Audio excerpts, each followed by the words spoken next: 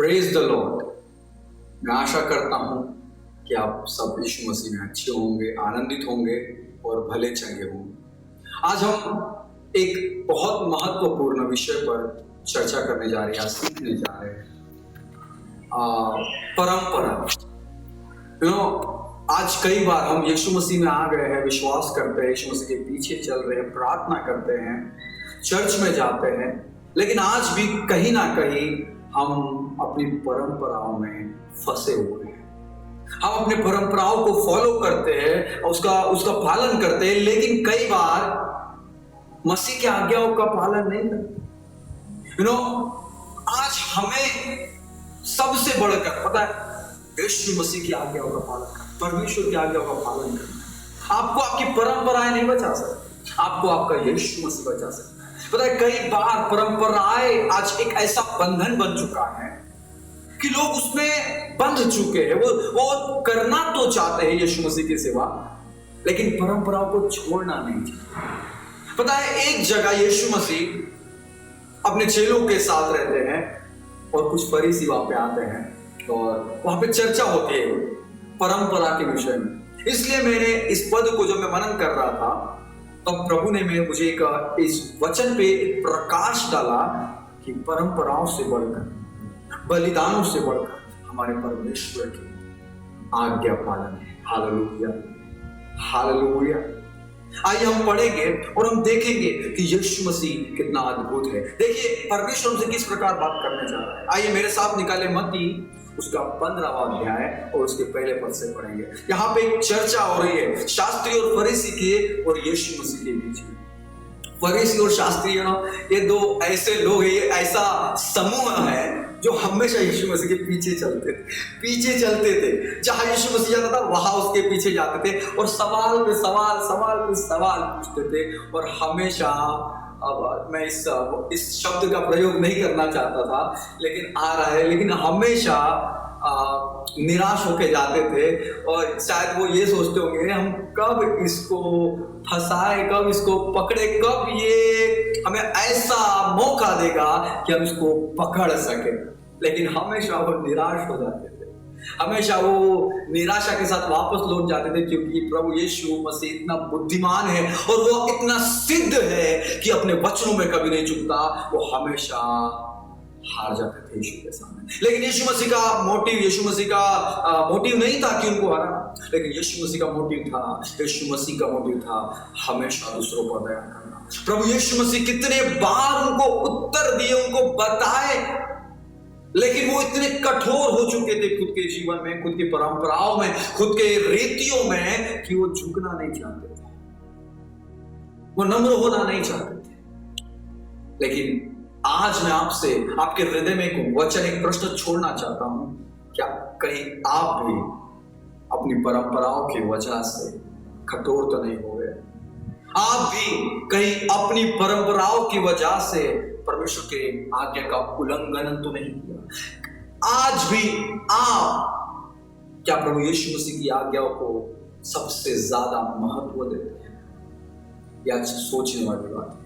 Please कृपया करके इस बात को सोचिएगा जरूर। क्या आप भी अपनी परंपराओं की वजह से यीशु मसीह के शब्दों का उल्लंघन किया? क्योंकि यीशु मसीह का शब्द बहुत कुछ कर सकता है। हालेलुया।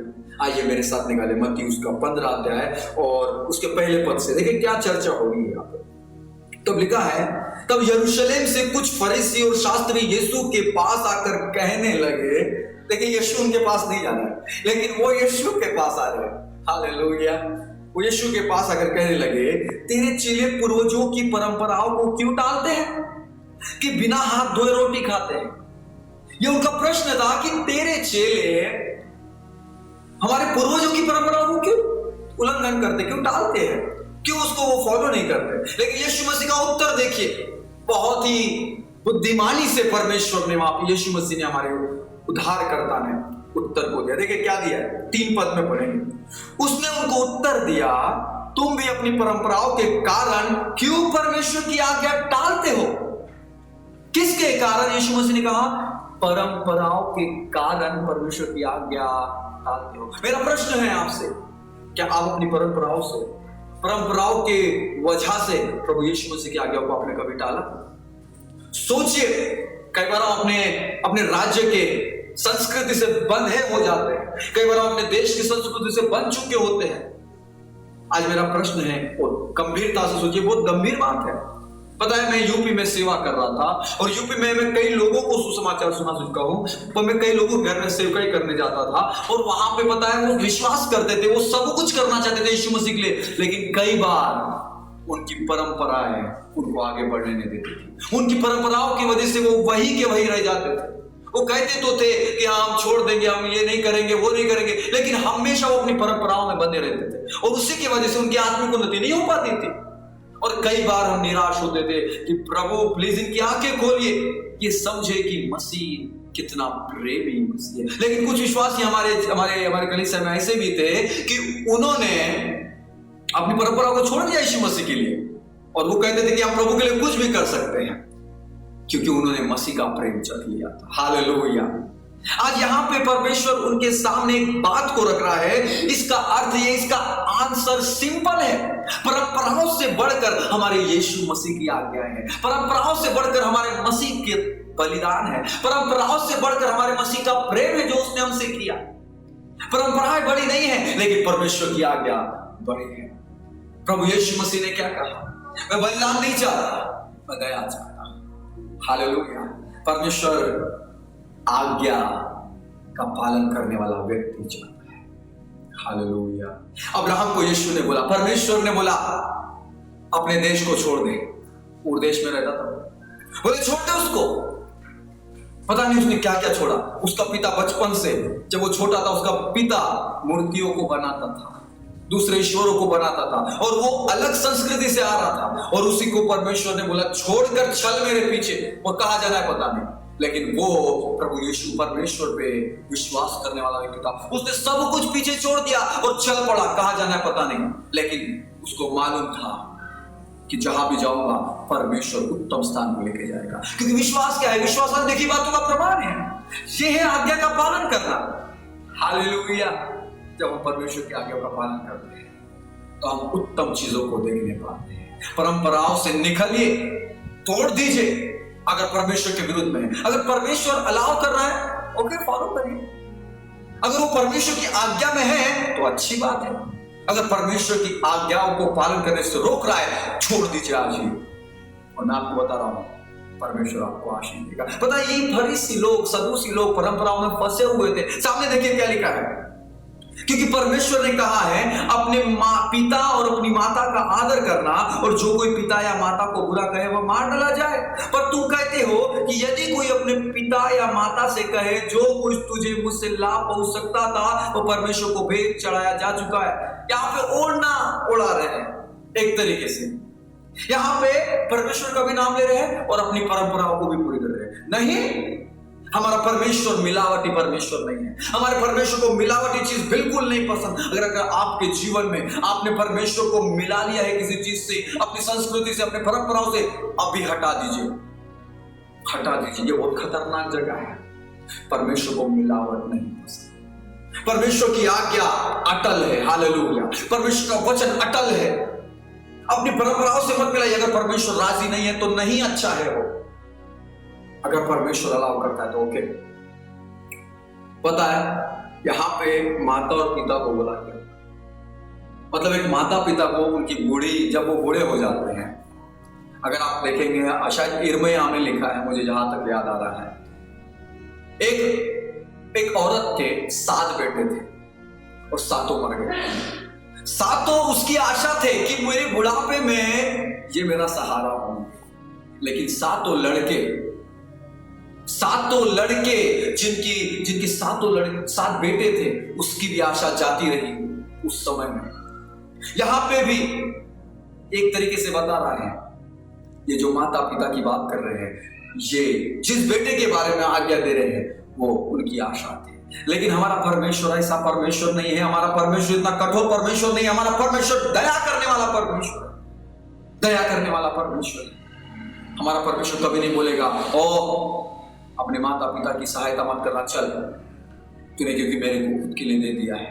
प्रभु कभी ऐसा नहीं बोलेगा। प्रभु बोलेगा जाके पहले अपने माता पिता की मदद कर, फिर मेरे पास आना, तब मैं तुझे स्वीकार करूंगा। हालेलुया। ऐसा हमारा परमेश्वर इतना प्रेमी है, इतना दयालु है। किसी परमेश्वर के दास ने बोला कि अपनी अगर आपकी सेवकाई आपको शुरू करनी है या आपका विश्वासी जीवन आपको शुरू करना है तो सबसे पहले अपने घर से अपने विश्वास का जीवन शुरू करिए।